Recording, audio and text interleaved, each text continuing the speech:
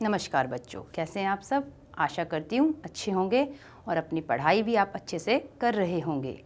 तो बच्चों, आज हम अपना नया पाठ शुरू करते हैं। पाठ हमारी कक्षा 6 का है, विषय है भूगोल।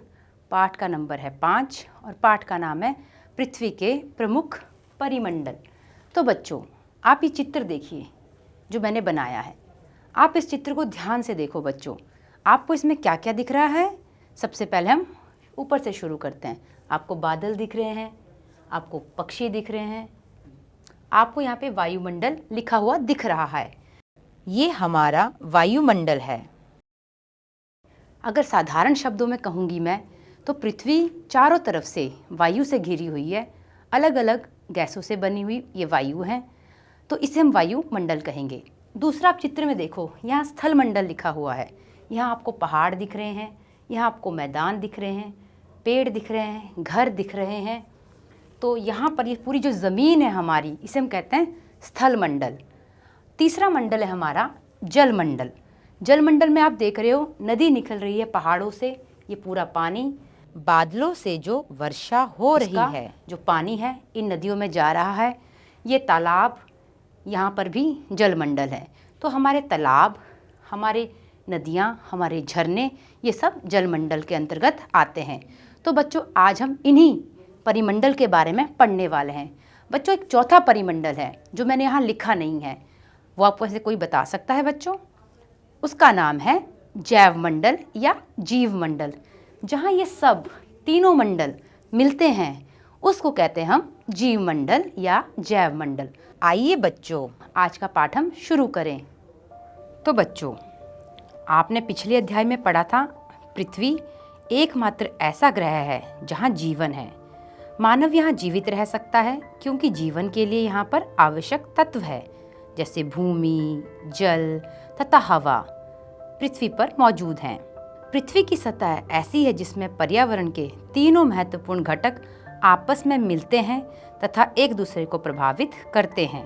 पृथ्वी का ठोस भाग जिस पर हम रहते हैं उसे भूमंडल कहा जाता है।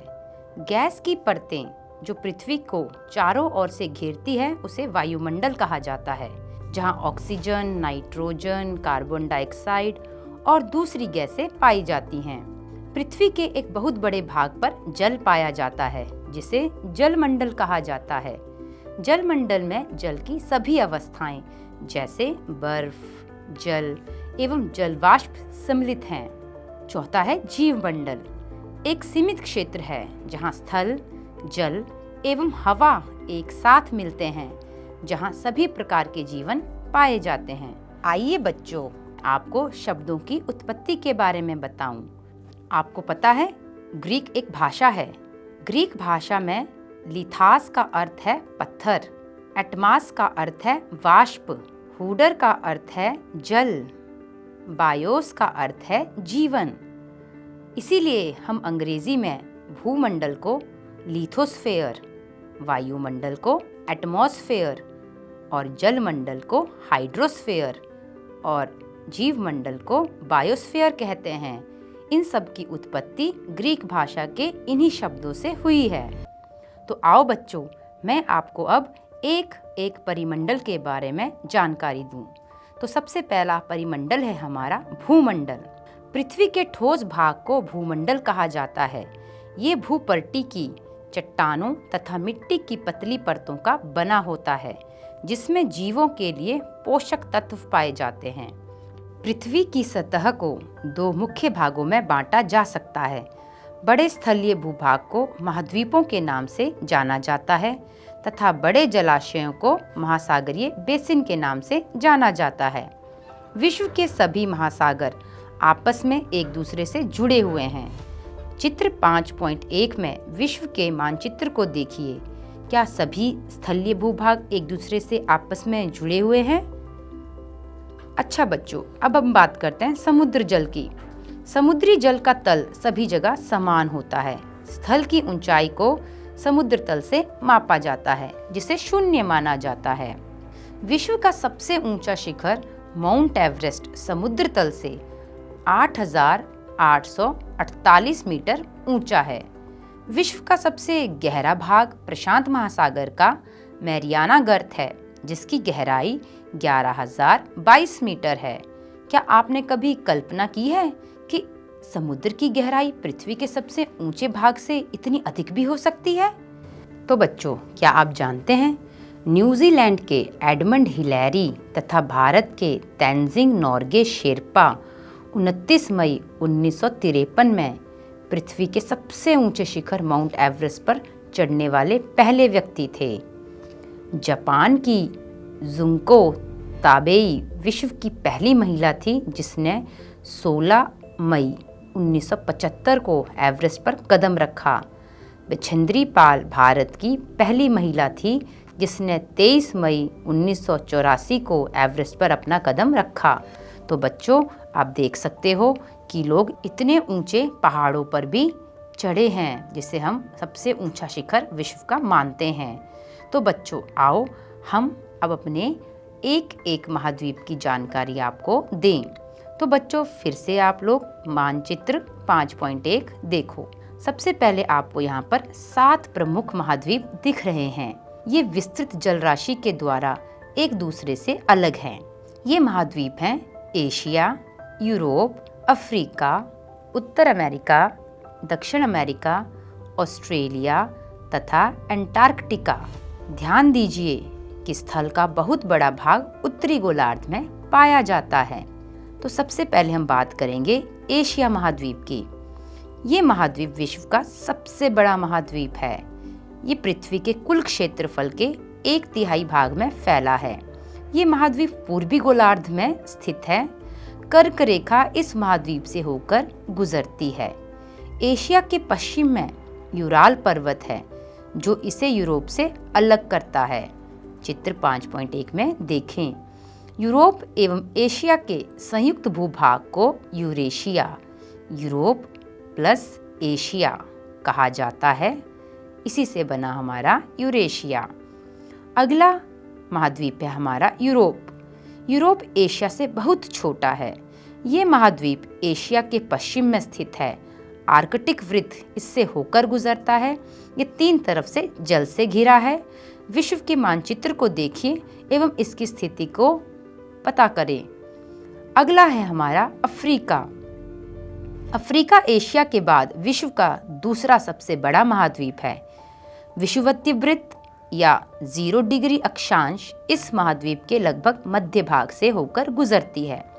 अफ्रीका का बहुत बड़ा भाग उत्तरी गोलार्ध में स्थित है। चित्र 5.1 को फिर से देखिए। आप पाएंगे कि यही एक ऐसा महाद्वीप है जिससे होकर कर्क रेखा, विषुवत वृत्त रेखा तथा मकर रेखा तीनों ही गुजरती हैं। इसी महाद्वीप में सहारा विश्व का सबसे बड़ा गर्म रेगिस्तान। ये महाद्वीप चारों तरफ से समुद्रों एवं महासागरों से घिरा है। आप देखेंगे कि विश्व की सबसे लंबी नदी जिसे नील नदी कहा जाता है अफ्रीका से होकर गुजरती है। अफ्रीका का मानचित्र देखिए तथा बताइए कि क्या कर्क रेखा, मकर रेखा, विषुवत वृत्त इसके किन किन भागों से होकर गुजरती है। इसके लिए आप एटलस का उपयोग कर सकते हैं। अगला महाद्वीप है उत्तर अमेरिका। विश्व का तीसरा सबसे बड़ा महाद्वीप है। ये दक्षिण अमेरिका से एक संकरे स्थल से जुड़ा है जिसे पनामा जल संधि कहा जाता है। ये महाद्वीप पूरी तरह से उत्तरी एवं पश्चिमी गोलार्ध में स्थित है। तीनों ओर से महासागरों से घिरा है। क्या आप इन महासागरों का नाम मानचित्र से देख के बता सकते हैं बच्चों? तो देखो मानचित्र में आप लोग, आपको उत्तर अमेरिका के एक तरफ अटलांटिक महासागर, एक तरफ प्रशांत महासागर और ऊपर की तरफ आर्कटिक महासागर दिखेगा। अगला हमारा महाद्वीप है दक्षिण अमेरिका। दक्षिण अमेरिका का अधिकांश भाग दक्षिणी गोलार्ध में स्थित है। इसके पूर्व एवं पश्चिम में कौन से 2 महासागर स्थित हैं बच्चों? तो ध्यान से देखो, इसके पूर्व में अटलांटिक महासागर और पश्चिम में प्रशांत महासागर स्थित है। विश्व की सबसे लंबी पर्वत श्रृंखला एंडीज इसके उत्तर से दक्षिण की ओर फैली हुई है। चित्र 5.1 में देखें बच्चों। दक्षिण अमेरिका में विश्व की सबसे बड़ी नदी अमेजन बहती है। अगला महाद्वीप है हमारा ऑस्ट्रेलिया। ऑस्ट्रेलिया विश्व का सबसे छोटा महाद्वीप है जो कि पूरी तरह से दक्षिणी गोलार्ध में स्थित है। ये चारों तरफ से महासागरों तथा समुद्रों से घिरा है। इसे द्वीपीय महाद्वीप भी कहा जाता है। और अंतिम महाद्वीप है हमारा अंटार्कटिका महाद्वीप। ये बहुत बड़ा महाद्वीप है बच्चों। ये पूरी तरह से दक्षिणी गोलार्ध में स्थित है। दक्षिणी ध्रुव इस महाद्वीप के मध्य में स्थित है। चूंकि ये दक्षिणी ध्रुव क्षेत्र में स्थित है, इसीलिए ये हमेशा मोटी बर्फ की परतों से ढका रहता है। यहाँ किसी भी प्रकार का स्थायी मानव निवास नहीं है। बहुत से देशों के शोध केंद्र यहाँ स्थित है। भारत के भी शोध केंद्र हैं यहाँ। इनका नाम है मैत्री तथा दक्षिण गंगोत्री। तो आओ बच्चों, अब हम आगे बढ़े और अपने जलमंडल के बारे में जानकारी लें। बच्चों, इस चित्र को देखो। इस चित्र में आपको क्या दिख रहा है? ये एक वृत्तारेख है। इसमें आपको महासागर और अलवण जल का प्रतिशत दिख रहा है। हमारे पृथ्वी में पानी कितना ज़्यादा है आप देख सकते हो। मानचित्र कितना नीला है। तो पानी हमारा जो है महासागरों में सबसे अधिक पाया जाता है 97.5%। और हमारे यहाँ पर अलवण जल क्या होता है बच्चों? जिसमें नमक की मात्रा नहीं होती, जिससे हम कह सकते हैं पीने वाला पानी या मीठा पानी। तो बच्चों, ये बहुत कम मात्रा में मिलता है, सिर्फ 2.5%। जबकि महासागर का जो पानी होता है, आप सबको पता है, वो लवण वाला होता है, उसमें नमक होता है, उसे आप पी नहीं सकते। तो ये हमारे पास ज़्यादा है। तो बच्चों, आप देखते हो हमारी पृथ्वी नीले रंग की दिखती है। पृथ्वी को नीला ग्रह भी कहा जाता है। पृथ्वी का 71% भाग जल तथा 29% भाग स्थल है। जलमंडल में जल के सभी रूप उपस्थित है, जिसमें महासागर, नदियाँ, झीलें, हिम नदियाँ, भूमिगत जल तथा वायुमंडल की जलवाष्प सभी सम्मिलित। पृथ्वी पर पाए जाने वाले जल का 97% से अधिक भाग महासागरों में पाया जाता है एवं वह इतना खारा होता है कि मानव के उपयोग में नहीं लाया जाता। शेष जल का बहुत बड़ा भाग बर्फ की परतों एवं हिम नदियों तथा भूमिगत जल के रूप में पाया जाता है। जल का बहुत कम भाग अलवण जल के रूप में पाया जाता है। जैसा कि मैंने आपको बताया है कि वृत्त आरेख में अलवण जल 2.5% दर्शाया हुआ है, जो मनुष्य के इस्तेमाल में आता है। यही कारण है कि नीले ग्रह में रहने के बावजूद हम पानी की कमी महसूस करते हैं। आओ बच्चों, मैं आपको अब महासागरों के बारे में बताऊं, पर महासागरों के बारे में बताने से पहले आपको एक चित्र दिखाऊं, जिसमें आप महाद्वीपों के आकार की तुलना कर सकते हो। चित्र 5.3 देखो बच्चों। इसमें आपने क्या करना है बच्चों? वर्गों को गिनना है। ये जो आपको डब्बे दिख रहे हैं, इनको गिनोगे आप। फिर आपको पता चलेगा कि किस वाले महाद्वीप का आकार बड़ा है और किसका छोटा। वैसे तो हमने आपको जानकारी दे दी है कि कौन सा महाद्वीप सबसे बड़ा है, जैसे कि एशिया, और कौन सा सबसे छोटा है, जैसे कि ऑस्ट्रेलिया। पर आप इन वर्गों को अगर गिनेंगे तो आपको इनकी तुलना करना आसान हो जाएगा। तो सबसे बड़े महाद्वीप का नाम लिखिए। वर्गों में गिनेंगे तो आपको पता चलेगा एशिया सबसे बड़ा महाद्वीप है। अगला देखो क्या प्रश्न है, कौन बड़ा है, यूरोप या ऑस्ट्रेलिया? तो आप देख सकते हो, अगर इन वर्गों को आप गिनोगे तो आपको पता चलेगा कि यूरोप बड़ा है और ऑस्ट्रेलिया छोटा है, क्योंकि यूरोप के जो वर्ग हैं वो हैं 10, ऑस्ट्रेलिया के 8 वर्ग हैं। तो बच्चों, आओ अब मैं आपको महासागरों की जानकारी दूं। महासागर जलमंडल के मुख्य भाग हैं। ये आपस में एक दूसरे से जुड़े हुए हैं। महासागरीय जल हमेशा गतिशील रहता है। तरंगे, ज्वार भाटा तथा महासागरीय धाराएं महासागरीय जल की 3 प्रमुख गतियां हैं। बड़े से छोटे आकार के आधार पर क्रमशः 5 महासागर प्रमुख हैं: प्रशांत महासागर, अटलांटिक महासागर, हिंद महासागर, दक्षिण महासागर तथा आर्कटिक महासागर। आप फिर से चित्र 5.1 को देखें। तो बच्चों, आओ सबसे पहले हम बात करते हैं सबसे बड़े महासागर की, प्रशांत महासागर की। ये पृथ्वी के 1/3 भाग पर फैला है। पृथ्वी का सबसे गहरा भाग मैरियाना गर्त प्रशांत महासागर में ही स्थित है। मैंने आपको उसकी गहराई बताई थी बच्चों, 11,022 मीटर।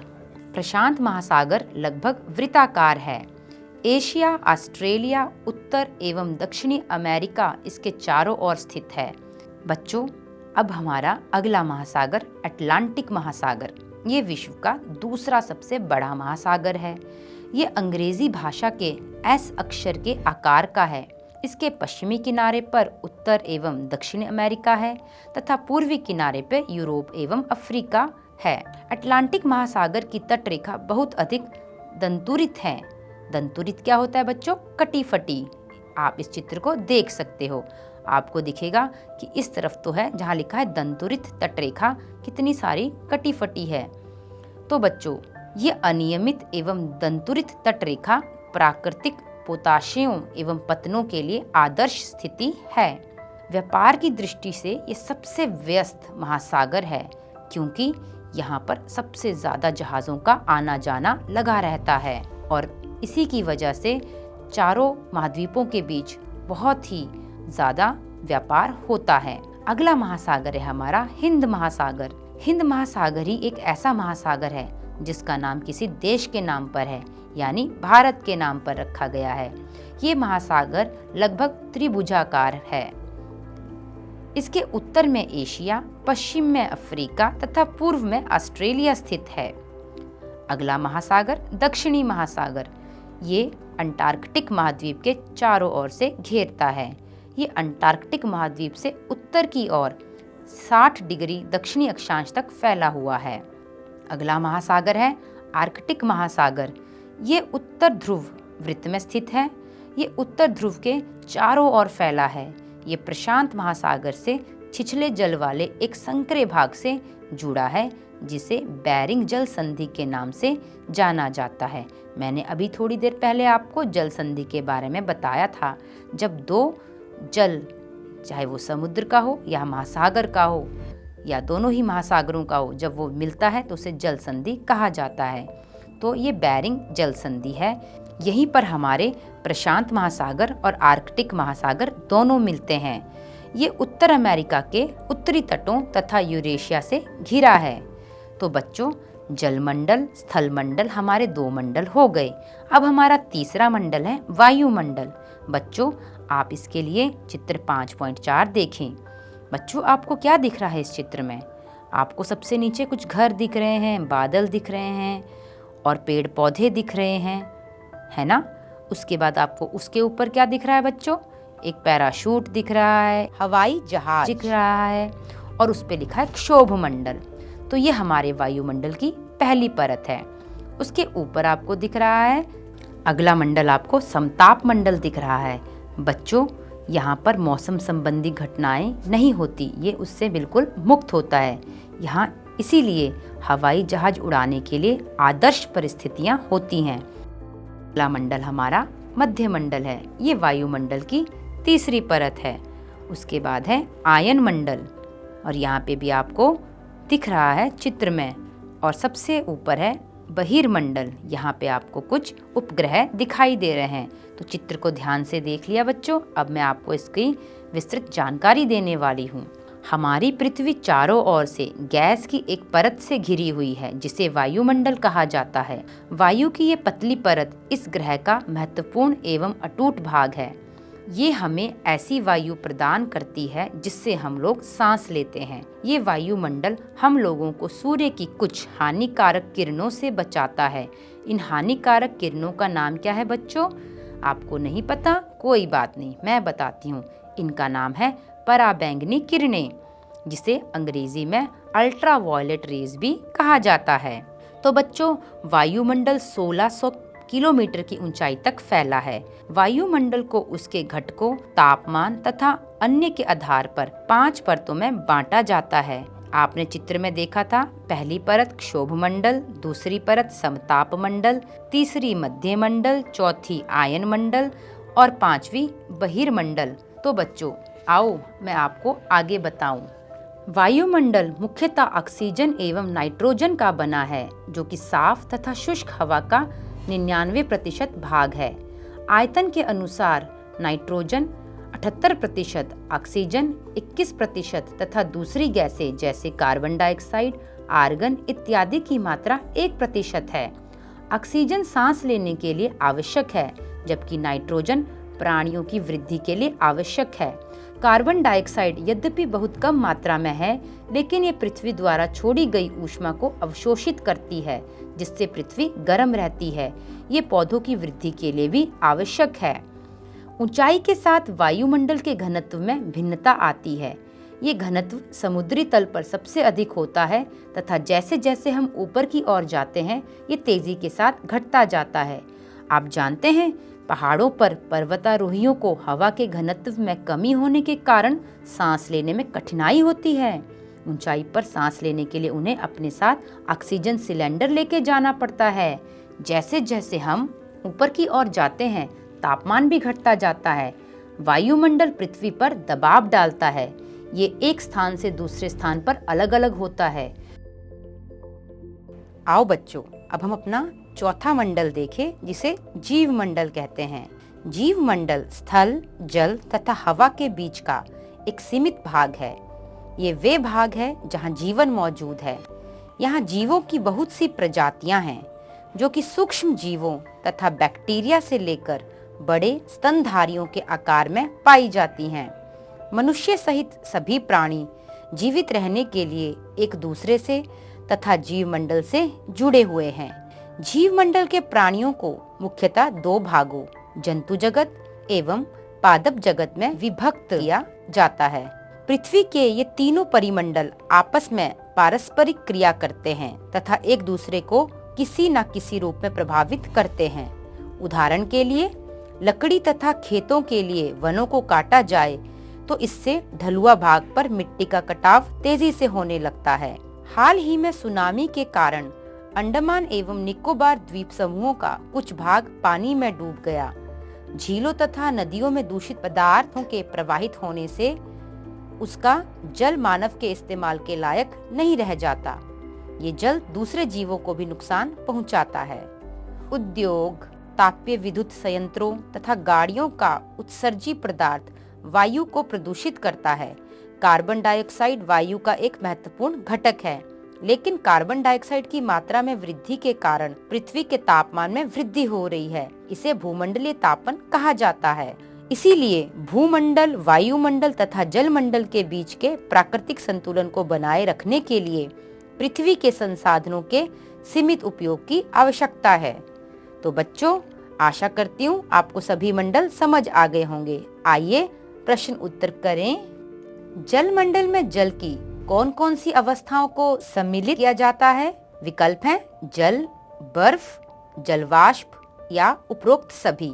सही उत्तर है उपरोक्त सभी। अगला प्रश्न, वायुमंडल में मध्य मंडल किन दो मंडलों के बीच में पाया जाता है? पहला विकल्प क्षोभ मंडल और समताप मंडल, दूसरा समताप मंडल और आयन मंडल, तीसरा बहिर्मंडल और आयन मंडल, और अंतिम इनमें से कोई नहीं। उत्तर है समताप मंडल और आयन मंडल। अगला प्रश्न, व्यापार की दृष्टि से विश्व का सबसे व्यस्त महासागर कौन सा है? विकल्प है प्रशांत महासागर, हिंद महासागर, दक्षिणी महासागर, अटलांटिक महासागर। सही उत्तर है अटलांटिक महासागर। अगला प्रश्न, किस महाद्वीप को द्वीपीय महाद्वीप कहते हैं? उत्तरी अमेरिका, अंटार्कटिका, यूरोप, ऑस्ट्रेलिया। सही उत्तर है ऑस्ट्रेलिया। अगला प्रश्न बच्चों, उत्तरी अमेरिका तथा दक्षिणी अमेरिका महाद्वीप किस देश में मिलते हैं?